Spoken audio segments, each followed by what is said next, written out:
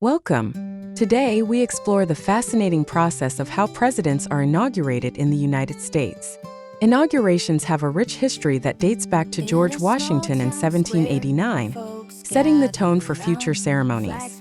Let's break down what happens on Inauguration Day. From the early morning preparations to the final celebrations at night, the Constitution outlines specific requirements for an inauguration, including when and how the president is sworn in. The oath of office is not just a formality. It symbolizes a deep commitment to the duties of the office.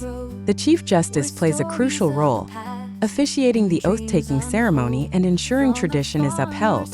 The inaugural address is key for setting the tone of a presidency. It outlines the president's vision for the country.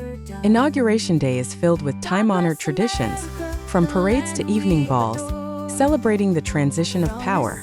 Security is a top priority during the inauguration, with extensive measures in place to ensure the safety of all attendees.